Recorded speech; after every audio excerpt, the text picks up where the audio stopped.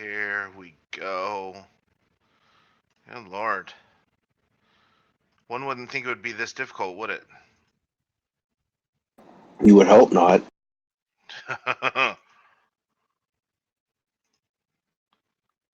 we go. All right.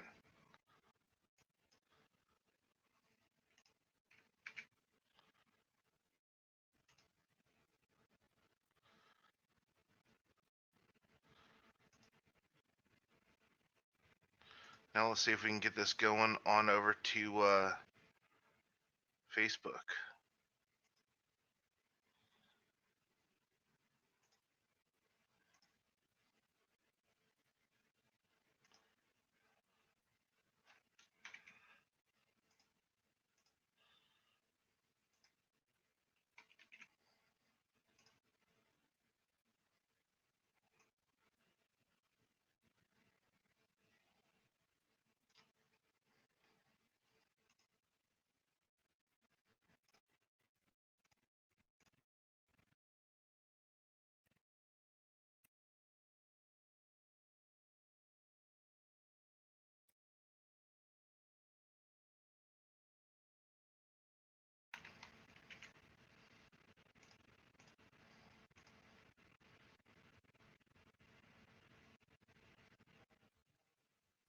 I'm almost ready.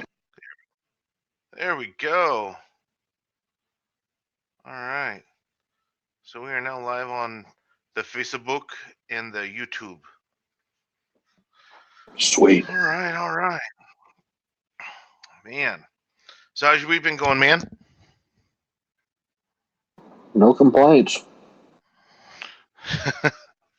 So, all right.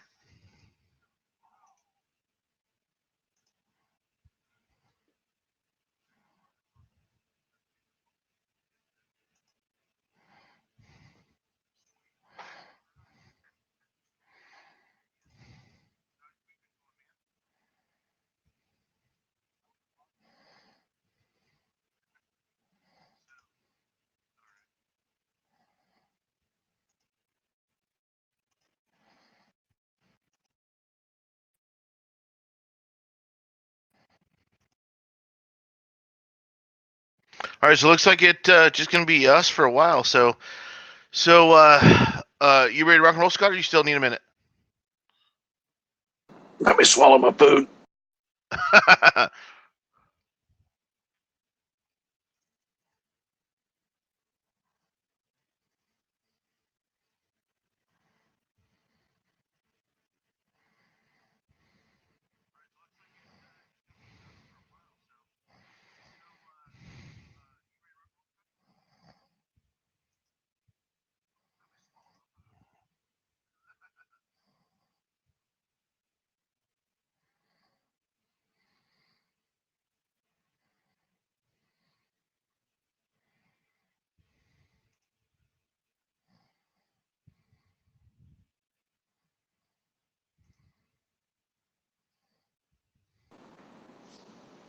There you are. Yep. Cool. All right. So Ryan had a topic set for us of uh, our thoughts on Trump's handling of was it of Baghdadi being assassinated versus Trump's handling of Bin Laden being assassinated. So, what are your thoughts? Like, do you think that one person handled it better? What's your thoughts? Well, of course, you know, Obama's, what's the best way to put this? His handling, I guess, as Ryan so eloquently put it, of terrorists is a thing in itself because, I mean, he likes handing them back. Yeah. So it's funny that he picked this because I'm way more liberal than he is. So I was like, of course you did. But, I mean, Trump's stance on all of it has been pretty much firm from the beginning. And I mean, Of course, like Trump does, he likes to blow smoke up his own ass. So I mean, that is what it is. But I mean, it could have been handled worse. So I mean, I haven't seen him give any ISIS members back to ISIS yet. So I mean, he's got that up on Obama. Yeah.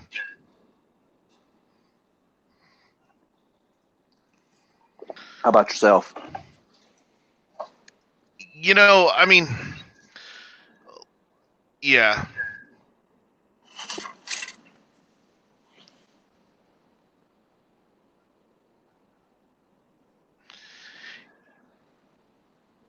Yeah, I mean, and sorry, I'm trying to sort out some audio problems here. I'm getting a little bit of feedback.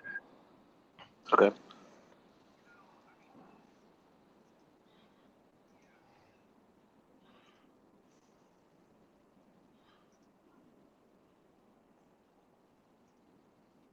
All right, let's see if I can. I've got like myself repeating a few times here. It's throwing me off a little bit. Sorry.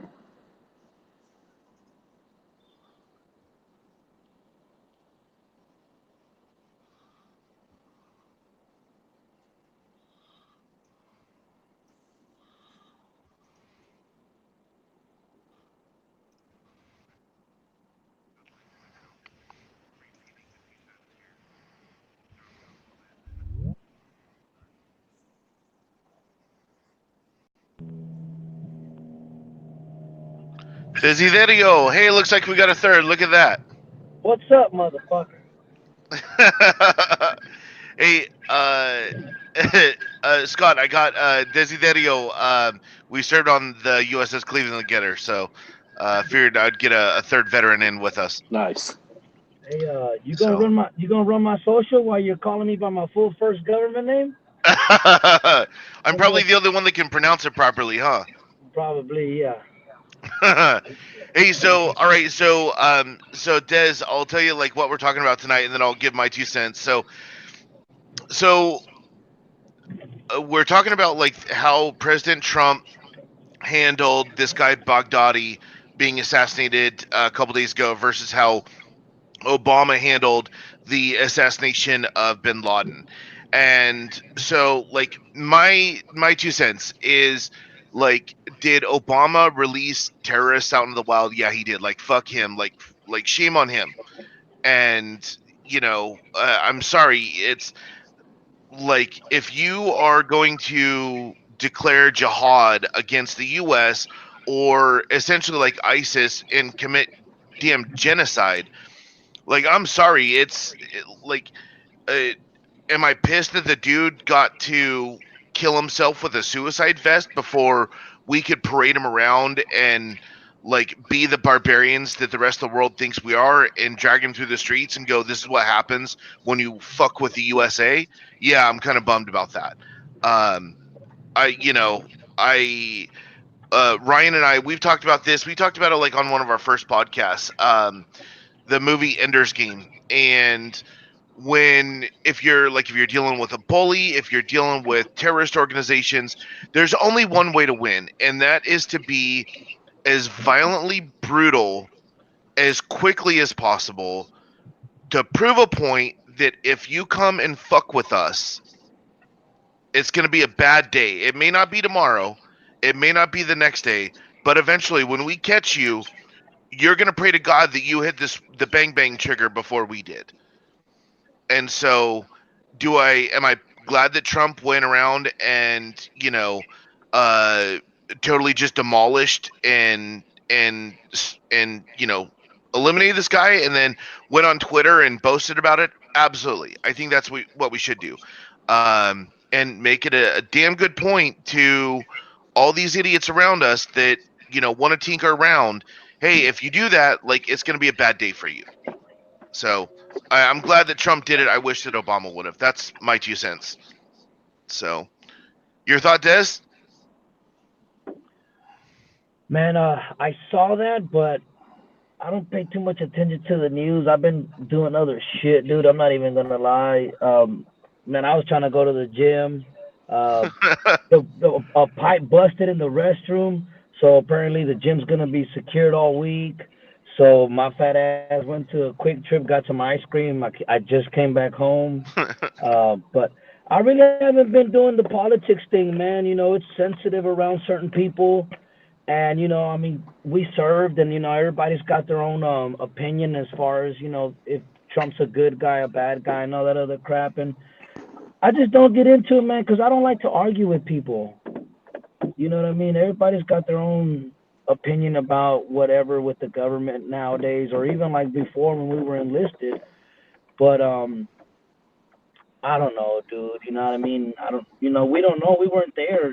I don't think he blew himself up. To be Oh honest. no, I mean it was put in the You news. know? He was in a bunker, and Yeah. he triggered the suicide vest before we could get in there.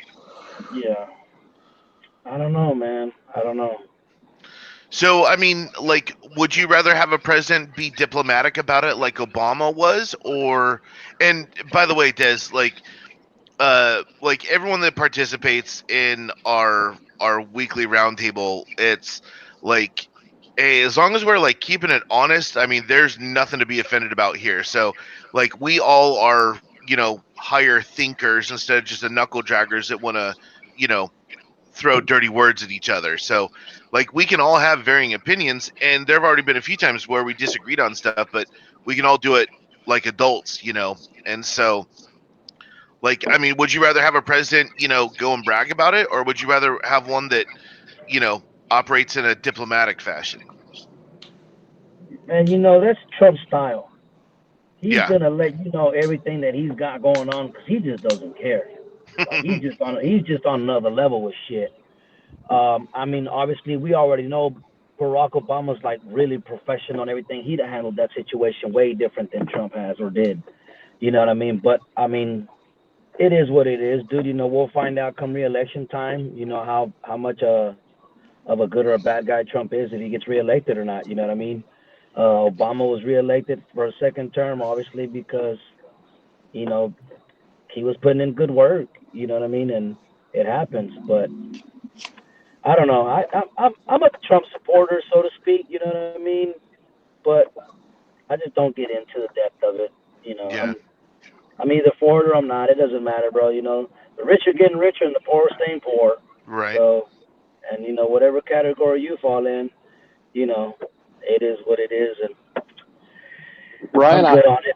Ryan, I have like to say the biggest difference between Trump and Obama is like I may not have agreed with everything Obama did, but man, when he spoke, he was presidential, Yes. and it's Yeah. like I wish Trump had that because like if he had that and like came out like he is about all this, it would go over with people so much better. Yeah. Yeah. His vernacular, the way he speaks. Yes. But that's the one thing he's the toilet Twitter guy as they call him. But he Yeah. doesn't think before he uses some of his words. Because me and Ryan had just had that discussion, and then the very next day he said that this inquiry into him is like a lynching, and I was just like, oh no, Yeah, like there's about a no. million other words you could have chosen. That was Yeah. not He the one. he does make an ass out of himself, but I think that's what makes us appreciate him. The fact that he's just speaking like normal people speak. You know what I mean? Like an everyday language, and he says dumb shit, which to me is just like, hey, politically he's not correct because he said some dumb shit, but it's good to know that indefinitely he's gonna say what he wants to say, dude. And I mean, whatever. I respect him for that. Yeah. Yeah, I mean, like, looking at, you know, like what Trump has done and what Obama has done. I mean, I think that Obama has probably been the most eloquently spoken president that we've had probably since Reagan. And I mean, Reagan, like, they don't make him like that anymore. But I also think that's part of the reason why Trump got elected. People were sick of politicians that spoke out of one side of their mouth and meant something out of the other side. It's like when Trump talks, like that's what his opinion is. He hasn't had a secretary write up a speech for him. He comes out there and says it like it is, and that whether we like it or not. yeah, and and you look back to the creation of our country, the foundation, like all the people that signed the Declaration of Independence. The majority of them were not politicians. I mean, they were all amateurs. And so, like, I mean, I know for me, it's I want a politician that, like, isn't going to be afraid to call a spade. And, you know, I mean, going back to Obama, releasing terrorists in a trade agreement. No, no, no. I mean, like, every American understands that if they step foot in the Middle East in these war zones, they could become a prisoner. They know that, whether you're a journalist, whether you're Doctors Without Borders, if you're going there for military reasons, social reasons, philanthropic reasons, you have to know that when you go there, you run the risk of being captured. You unfortunately run the risk of being put in an orange suit, tortured until you're halfway insane. And then if your number comes up, there could be a day when these sadistic, crazy assholes decapitate you on live video. And they do it all the while yelling, God is great. Yep. And, I mean, I've had the conversation with, people all the time of, like, whatever your religion may be, Christians have got radicals. Muslims have got radicals. And Everybody those, does. I mean, like, do we base all Christians off of the Westboro Baptist Church? No. No, absolutely not. No, because most Christians look at the Westboro Baptist Church and go, y'all are nuttier than Chinese chicken salad. Mm-hmm. And so, but like for the extremists, a point has got to be made. It has to be made, and it has to be made clearly. And if it has to be made frequently, then so be it. Like, I don't know. I know, like, there's some people that may think that I'm a barbarian because, I mean, truly, like, even when it came to Bin Laden, what I would have done if I was the president with Bin Laden, I would have taken his ass instead of dropping him with cement and dropping him in the middle of the Pacific Ocean. I would have done every heinous thing according to his beliefs, whether that be wrapping him up in pigskin, whether it be like defiling every ounce of him and making it to where if you are in the same lot of this guy, the same unfortunate end will come to you. And if you being wrapped in pigskin or being defiled because a female, wipes her boobs on you, hey, you play stupid games, you win stupid prizes. I mean, it's But, just the fucked up but reality of it. we have that crazy Geneva Convention now, so Yeah. But that's no. Okay, but that's the thing though. Is ISIS part of the Geneva Convention? no. No. It's only countries who have joined the oath with the Geneva Convention. I mean, is Iraq part of the Geneva Convention? No. But I mean, again, on the other side of that, because I love playing devil's advocate. There's the whole, an eye for the eye makes the whole world blind. Okay. Should Jeffrey Dahmer have been killed? I don't know, or should he just sat and wasted away for the rest of his life? Or let's go the route of Ron White talking about the death penalty. So, have you ever seen the skit where Ron White talks about the death penalty? It's probably been a few years. So Ron White, he's talking about how in Texas that if there are 3 credible witnesses that say that you committed a murder, that there's no jury trial. I mean, you still get a jury of your peers, but it's pretty much the express lane. So, like, he talks about how other states are trying to abolish the death penalty, and Texas is creating an express lane. But the other part of it was they said, well, he's too crazy to know that we're killing him. And Ron White says, well, if he's too crazy to know it, and it makes all of us feel better, what's the fucking problem? I mean, like, so, I mean, when you're talking about the criminally insane, that's a whole different story. Um, but there's also, like, can we say that Hitler should have, like, if Hitler was ever captured, should he have been assassinated? Sure. He should have been tortured. Well, okay, but then, okay, we're going into a whole nother fucking shit show here. We're a whole nother shit show. All right. So, okay, so we'll take a little diversion here. Okay, so the use of torture with terrorists. Hmm. Use it, don't use it. I mean, it depends on what gains you're getting. If it's just for fun, that's one thing. I mean, if it's for information, it's something different. Okay. I mean, don't get me wrong. I would have tortured Hitler for fun.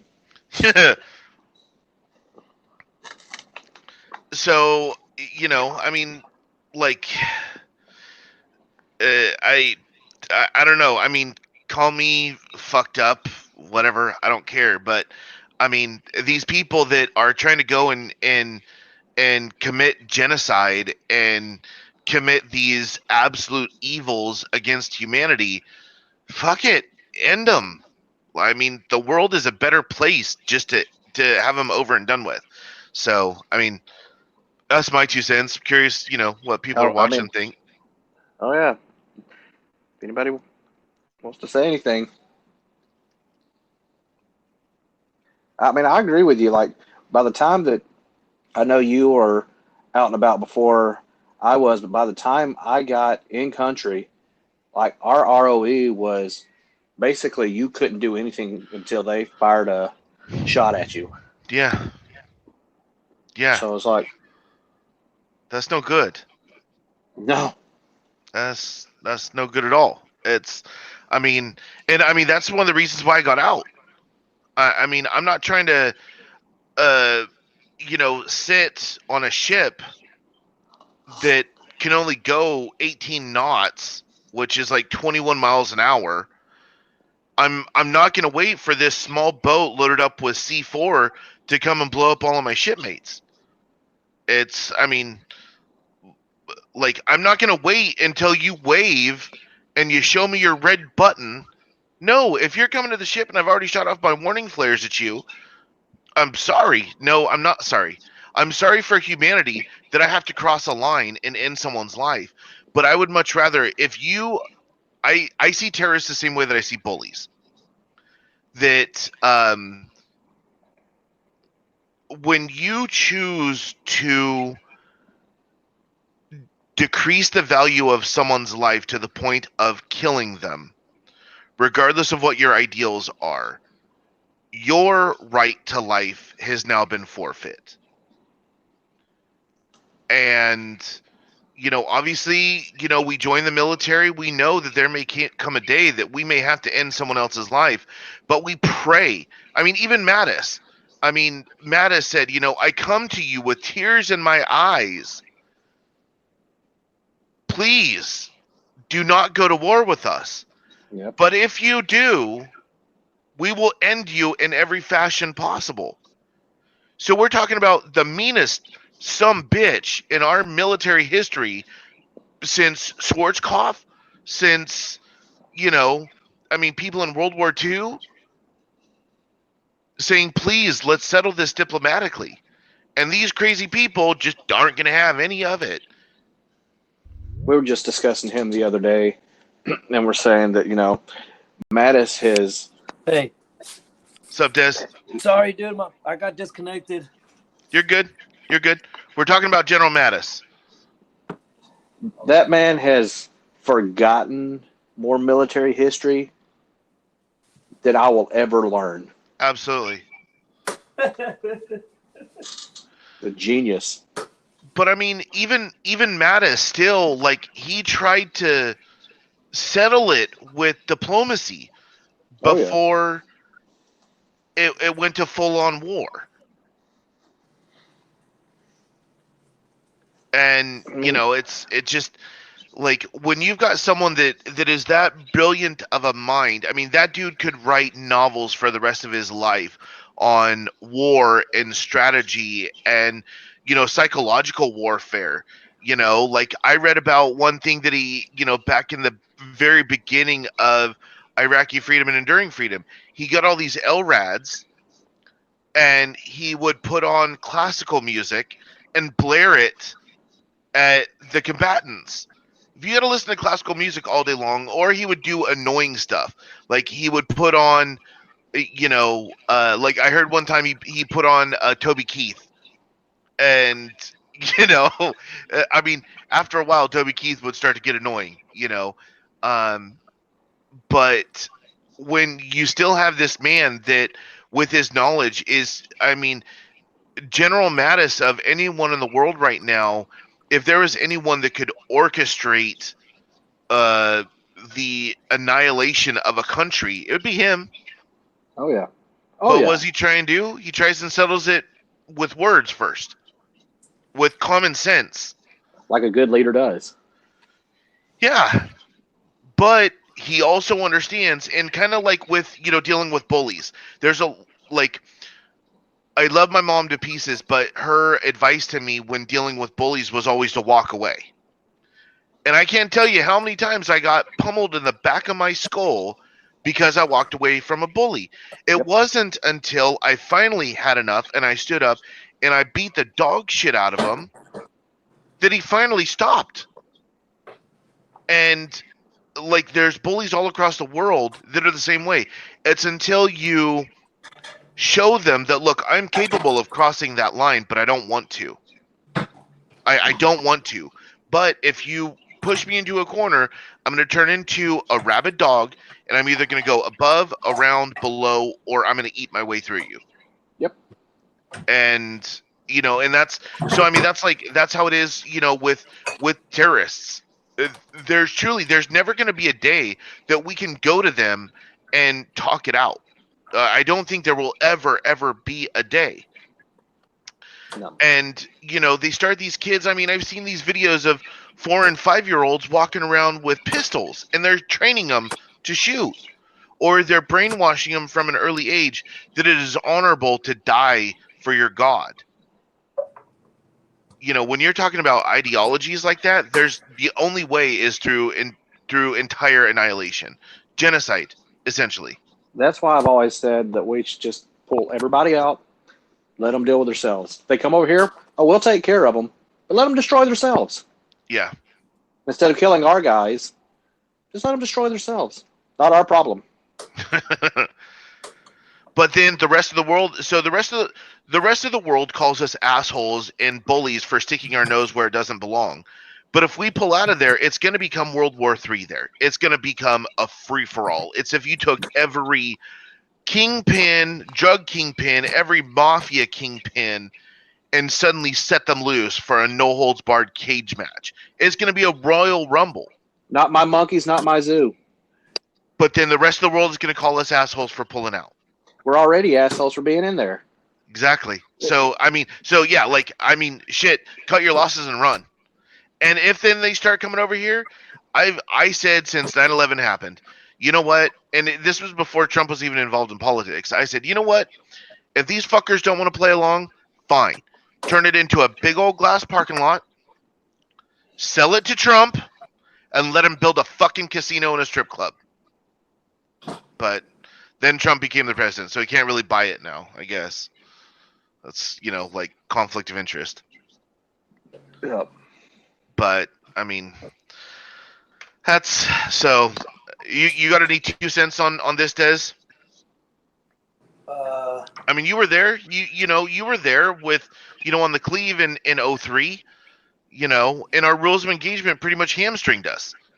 We literally had to wait for them to start shooting at us before we could do anything. Yeah, but that's just rules of engagement. Obviously, I mean, we didn't get shot at, so we couldn't shoot. But should we have had to wait for them to shoot at us? Like, if they're pointing their guns at us, I mean, it didn't happen, thank God, but what you cooking, by the way? chicken breast, broccoli, sweet potato. Yum. I'm That meal sounds prepping. good. Yeah, I'm meal prepping tomorrow. I work 1 to 11, so I figured I'd do a little cooking right now while I got a chance. Nice. Yeah.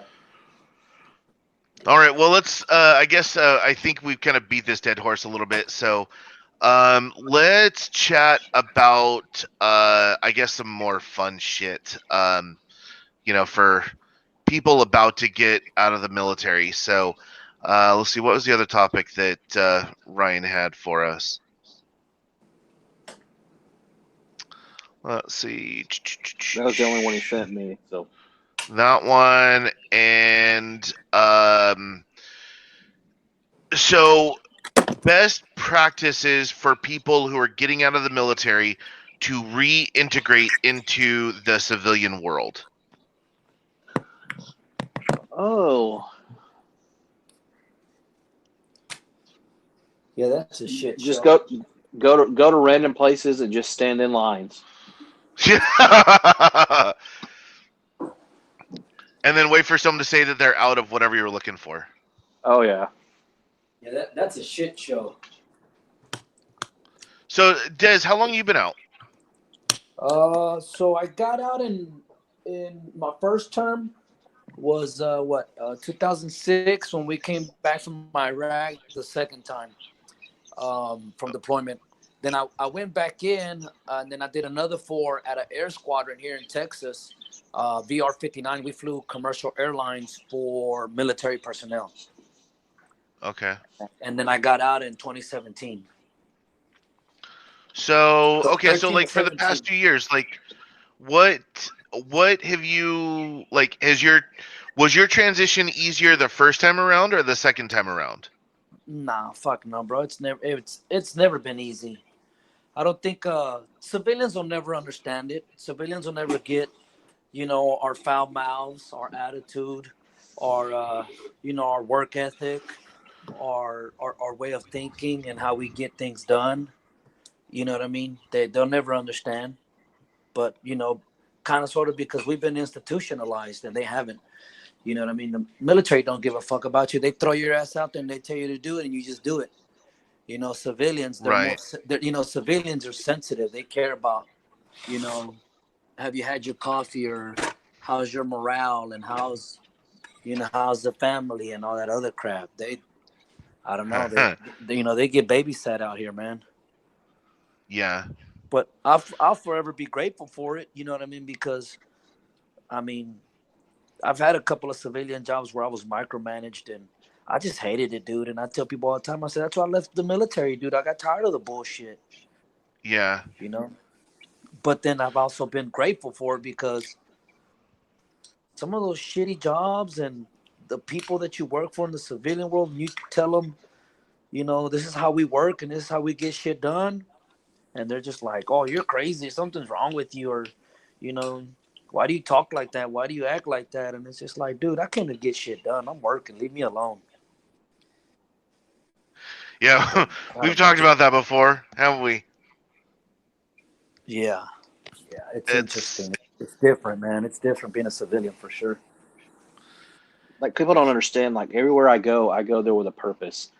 Like I'm like, they're like, why are you walking so fast? It's like I've got somewhere to go. Yeah, I got Like shit I'm not to do. walking. Yeah, it's like I'm not walking fast. It's just I got shit to do. I'm going with a purpose. Yeah. Yeah. Yeah. No. Even So like with formal authority, you know what I mean? I think that's a lot of people have a problem with formal authority. Or if you're not an immediate supervisor, you can't tell them what to do, or you can't tell them how to do their job, or, work smarter, not harder. Even if you have like an idea of how this could be easier as far as getting some work done, right. if it's not like actual manual labor. But God forbid you speak up because you're not it's outside of your pay grade, and I think that shit is for the birds too. Where, come on, dude, like I'm not an idiot. I've done this kind of work before. Let's try doing it this way. Yeah. I mean that got beat out of us, when we were in the military. Yeah. It's you don't ever ask why. You don't ever ask hey, is there a way we can do this better? I mean, that's why I think most people get out of the military is because we say, hey, this could probably be done easier. But instead, I gave the example, and this is when I knew that I was going to hate Blanding forever. And we were in, it was in '03, and we were towing those tugs, or those, the Minesweeper ships. Yeah.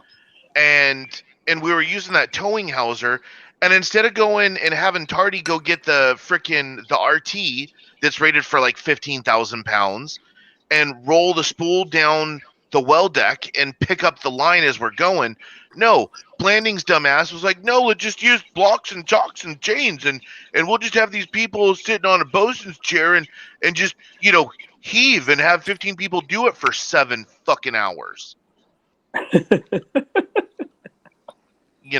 It's like the stupid shit like that just, I mean, if I ran across that in the civilian world, I don't care what is going on. But if I ever run into that in the civilian world, I'm quitting on the spot.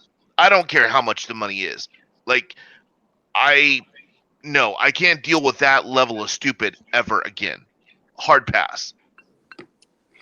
Remember when we had to sweep up rainwater? Oh, yeah. Yeah, we talked about that last week. Yeah, sweeping up dirt. I've never gotten over sweeping rainwater while it was raining and mopping it up. Like, I always loved having spray paint rocks. oh What? my God. Wait, you had to spray paint rocks? Because, like, on the outside, we'd have things set up. Like it'd either have, our company's number on it or just something set up. And it's usually black and red because that was our colors. And, they would just all of a sudden be like, well, those look dull. You need to go respray them all. Oh, like with your division on there or something. Yeah. Oh, my God. Wow. They're dull. Oh. They meant like weathered. Jesus. Mm-hmm. Oh, man. I would have died. What branch were you in? Army. Yep. Or make you mow the lawn with a pair of scissors. What? Oh, yeah, that's nothing new. Oh my God, dude! I've also swept rainwater. Let's be real. Good God. All right. Well, okay. So, have you guys joined any groups or organizations, whether it be like Elks or Moose or anything like that? I haven't. Des, what about you? I got invited to join one of the VFW posts, but I can't find. I haven't found I gotta look for my D214. But man, those older guys, man, all they do is drink beer and smoke cigarettes. In that VFW, and I mean, I don't know, smoking is prohibited now. It's against the law to smoke in bars and clubs and stuff like that now. But only like the hole in the wall joints or like the shitty places you can still smoke in because they're privately owned and they just don't care. Yeah. And yeah, those guys are different, man. And I haven't met anybody that wants to. I mean, I got a couple of military buddies that I hang out with, that I know here from where I grew up in. But outside of that, nah, dude, I don't really hang out with nobody, man. I kind of stick to myself a little bit, and I'm working on some other stuff. So, nah, man. It's always good to run into military people and I always shake their hands. When I meet other veterans, or they wear their ball caps. Yeah. I mean, if people need that kind of social environment, then yeah, they definitely should try to see about joining a VFW. But if there was a VFW for a younger group of guys, then I probably would join it just for the hell of it. You know what I mean? For the camaraderie and the stories and the hangout. So but I'm the same way as him. I mean, I don't smoke cigarettes anymore. Yeah, no, and I don't drink. So it's like, why would I want to hang out in a place like that? Yeah.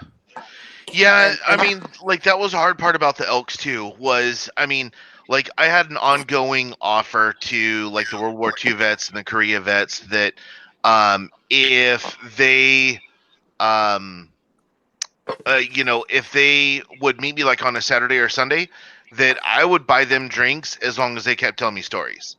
Because I mean, how many World War II vets are still alive? They're all in their late 90s. There's Right. not a lot of them left, unfortunately. So, it's like gotta get those old farts back in, and get any kind of knowledge we can get from them. So, um, okay, and then kind of like the last bit is like what best practices for reintegrating into civilian life. Like, what are things that people should do, before they get, or yeah, before they get out, and then I know we've kind of discussed it before, but like Des and Scott, like your thoughts. What should people do for the first 90 days they get out of the military? Make as Learn many how to copies of your DD 214s as you can. Yeah, no shit. learn how to speak professional again. Yeah, Yeah, dude. I've gotten in trouble for just f bomb left and right at work, but you're working and you get to conversating with people and fuck will just come out because that's just you know what I mean. Like it's just part of the vocabulary. I don't know, and it Well, doesn't that's bother me like, not one bit. I But mean, that's something apparently it this bothers other people. it's tripped me out quite a bit, like being in the civilian world, because like my mom would always get on my ass and say like use your church mouth. And so then like over the past 5 years though, as I've been working like in tech companies, and these people cuss more than I do. Yeah, And so then I get a little bit too comfortable, and then then I start telling war stories, and they're like, whoa, whoa, whoa, that's too much. I'm like, well, man, you use fuck every other word. I kind of thought it was okay for me to tell my horror stories, but apparently not. yeah, no, Also, learn to slow down. What do you mean? like speeding in your car. No, just in general, because everything's not going to go at your pace. Oh yeah, Yeah, hurry up. But I mean, we were used to hurrying up and waiting. Is it that we expect that to change once we get out? Yeah, we expect it to not have to hurry up and wait anymore. Yeah, It's like this is civilian. It's supposed to go like that right there. No. yeah. What do you say to, and I'm going to use the term lifer, but what do you say to the lifer that's telling someone that's getting out that they're making a horrible decision? That it's not their decision to make. Because I mean, like, what were you told by higher ups when you were getting out? Well, to stay I in. got Oh yeah, you were medically discharged, right, yeah, Scott? yeah. I was told Like I was to told that reenlist. I was gonna be unemployed, I was gonna be a dirt bag, that I wasn't gonna make as much money. And then like I remember like 5 years ago I got that annual notice from the government of saying, this is what you made, in the quarters of your life. And I look back to the military and I'm like, Jesus Christ, like that's slave wages. I mean, granted, my food was paid for, but it was shit food, so that doesn't really count. My room and board was paid for. It was a 8 foot by 3 foot by 3 foot coffin on a ship. That doesn't really count, you know. So it's like, you know, I I don't. I can't. don't know, I man. still can't believe. Go I ahead, Des. think sometimes I not necessarily regret, but sometimes I wish I would have just did my 20 because I'd have been retiring here like in 2 years, like fully retired with a Yeah, pension, and I'd be 39, fucking retired, yeah, and then I'd have been able to work another job, collecting a whole check, and because I'm thinking, what's the word? Not reciprocating, residual income, where it's just coming in yeah, and I don't have to do shit for it. That I would recommend to somebody that's done, already 8 years, like, hey man, just stick it out and retire and then figure out what you want to do. Then, Yeah, I'll agree what I with that. mean? If you've already Yeah. done like 8 to 10 years, just Yeah. stick it out. yeah. You're I mean, pot at the committed end of at the day, that it's going point. to help you. Yeah. Like, as long as you don't get forced out medically and you've got enough rank to where you're not forced out, I mean, yeah, will it suck? Yeah, but at that point, you've already done 10. Just do it another 10. And, I mean, by that point, if you're 20 years in, you're either an E6 or an E7. And at that point, I mean, shit, if you're an E7, you can stay in for 3 more years and pick up, 60% pension. Or if you pick up senior chief and you can do 26 years and you're looking at like 65, 70% pension. Shit. I mean, even then, like you look at someone, if they joined when they're 18 and they do 30 years, they're still only 48 years old. That's still young. Yes. Yeah. Yeah, like, I mean, I could kick myself in the ass. I mean, I got out for a lot of Yeah. different reasons, but I mean, looking back, and I fucking swore to myself, I would never be that person. So myself 15 years ago, I said, I'm never going to be that guy that says, oh yeah, I would have been, retiring in 6 months. And sure as shit, here I am, fucking 8 months away from July 31st of 2020, and I would have been collecting a retirement. But, Yes. that goes Nobody. back. I I think mean, you look, part of the go ahead, Des. transitioning or getting out phase is nobody tells us shit like that.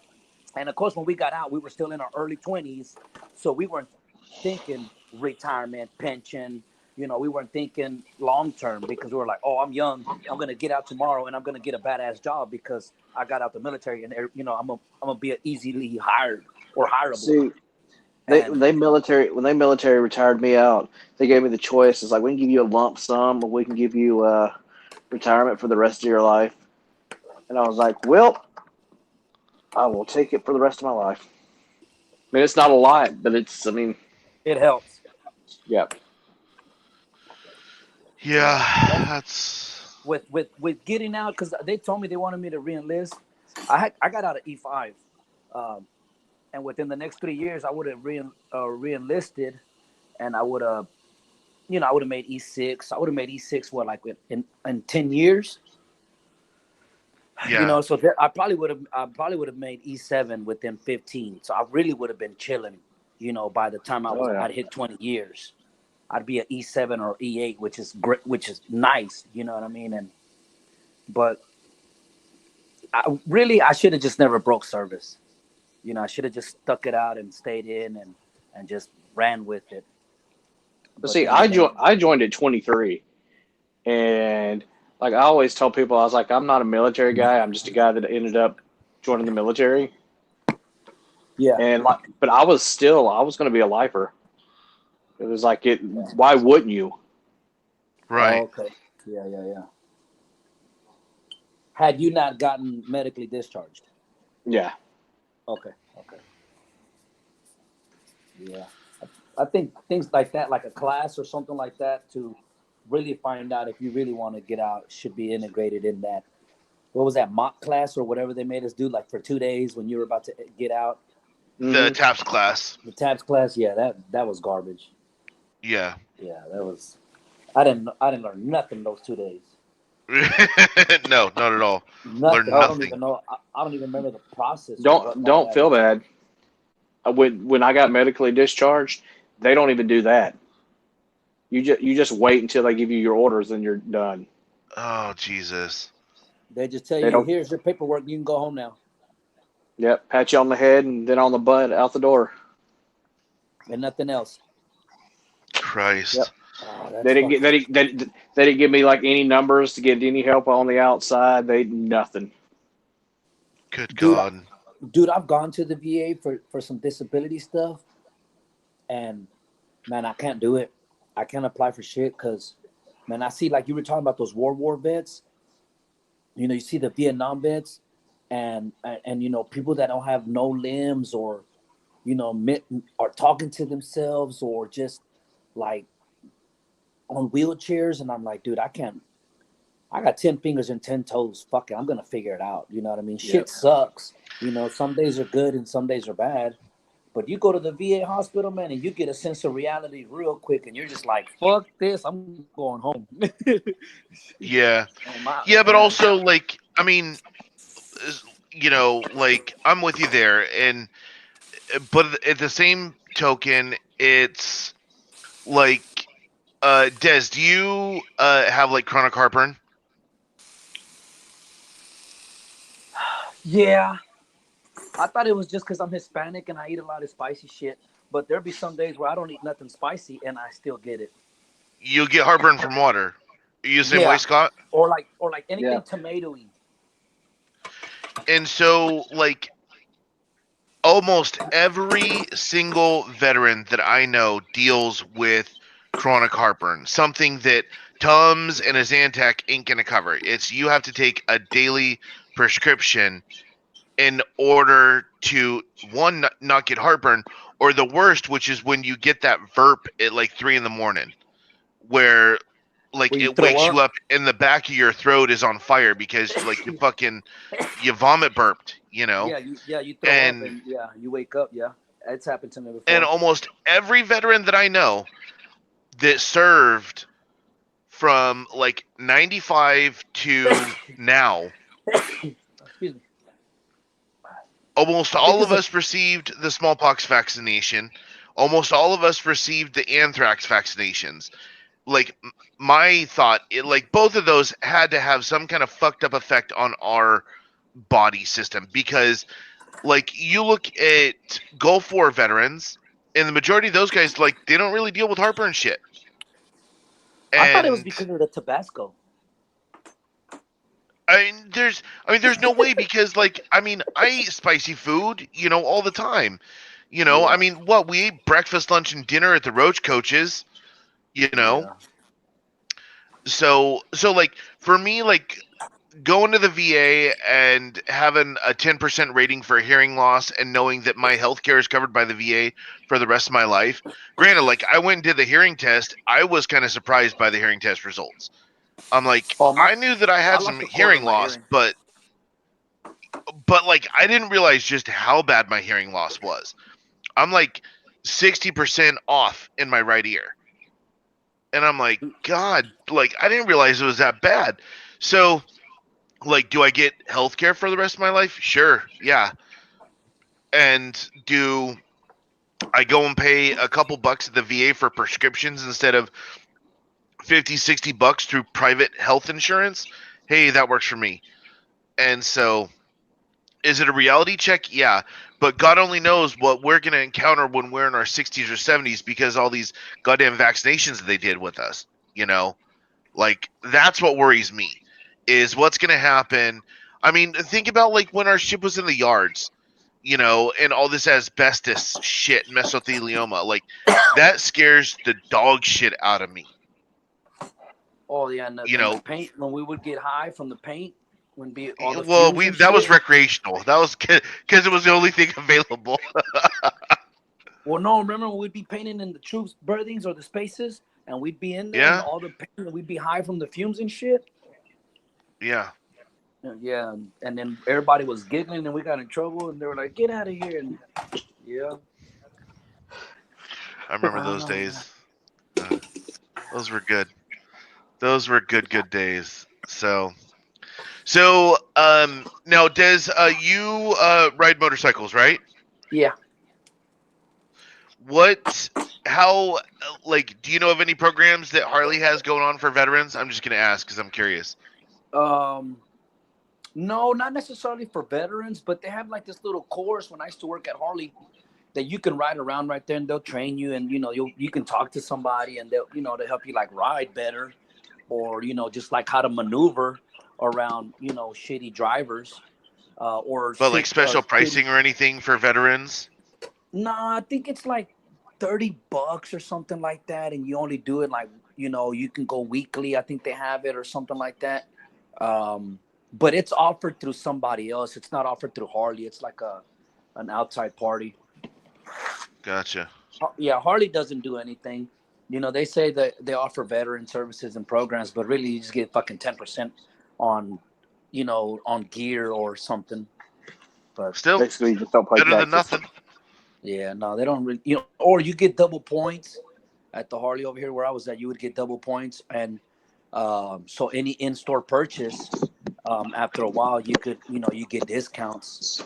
You'd get like $100. You spend $1,000, and after $1,000, you get $100 off of, your next purchase or something like that. But I mean, it's kind of like any other point system that's out there, Yeah. but nothing too specific on like, oh, hey, this program is for veterans. This is what we're gonna do for veterans. No, nothing like that, dude. No. Yeah. Because they got to Gotcha. make money, and they're not gonna, they're not gonna give you that much of a rebate. Oh well, that sucks. It was worth a shot. You'd have to. All Only right. way I think you'd get a discount is if you'd have like the city of the police. The city had an account with our Harley, and they went in there and they'd have their bike serviced by us, and of course it's a fleet discount. But obviously the city pays for that, so that's different. But that was for the police because they ride the Harleys. Yeah. The traffic police. But outside of that, I didn't really see like major like hookups or discounts or anything like that. Like they always had stuff, and I'd wear my veterans are always in and out of there. And here in Texas, we had that open carry, so everybody go in there and show their guns off, and nobody would tell you nothing.